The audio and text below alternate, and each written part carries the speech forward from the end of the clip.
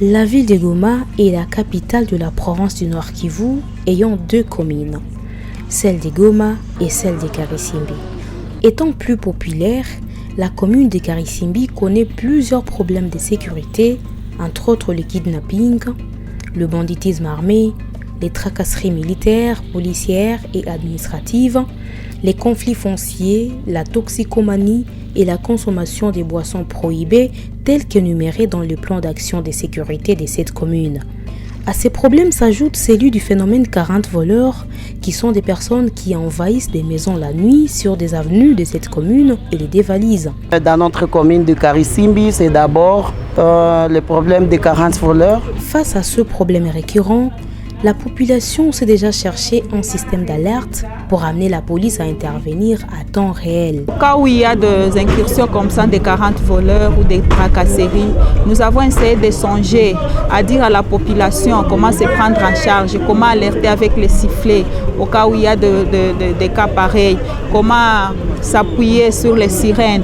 Et cela a aidé notre communauté, notre population à savoir comment se prendre en charge et aider l'autre voisin au cas où il y a un problème. Au lieu de venir en aide à la population en détresse, certains policiers mal intentionnés arrivent à arrêter certains habitants et même leur ravir des téléphones, argent et autres biens de valeur. Une fois sur le lieu, dénoncent les habitants. Parfois, on appelle même nos services de sécurité.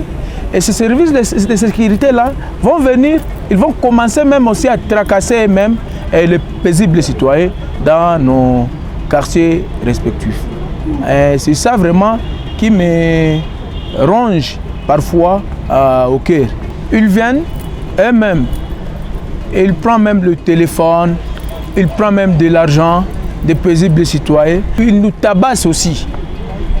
Jusqu'à ce qu'il peut même vous blesser en soi. Dans certains coins, malgré les alertes de la population une fois visitée par les 40 voleurs, la police ne se présente pas ou arrive après les opérations des malfrats. Les alertes sont faites. Et par exemple, je vous donne le numéro vert de la police, le 09 93 37 82 60. On appelle ces numéros-là et la police ne parvient pas à faire son intervention. On peut le faire même toute une nuit. C'est après les casses qu'on peut retrouver la police. Question, est-ce qu'ils sont complices ou ils sont conscients ou il manque le matériel de s'émouvoir? La réponse, on n'en sait pas. La population de la commune de Karisimbi demande aux autorités tant provinciales que nationales de mettre en œuvre les normes requises pour permettre à la police de la sécuriser dans le temps record en respectant son rôle. La commune de Karisimbi est subdivisée en 2 commissariats urbains. Et c'est dans le cadre, bien sûr, de faire une police de proximité. Mais nous sommes en train de souhaiter que cette fois-là, cette police puisse chaque fois intervenir avec promptité. Parce que nous avons toujours entendu, et quelquefois nous assistons à des scènes où on demande l'intervention, mais l'intervention arrive lorsqu'on a déjà fini avec les opérations, malheureusement, des pillages ou des coups et blessures volontaires graves. C'est pourquoi on peut souhaiter que cette fois-là, la police soit chaque fois souple quand on l'appelle.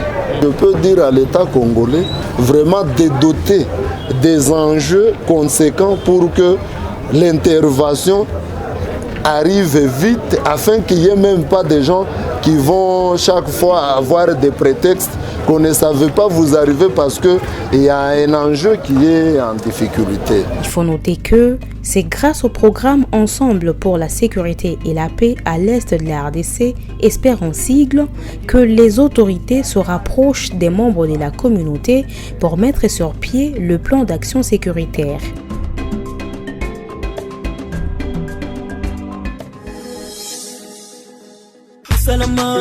Usalama wetu pamoja uwezekana.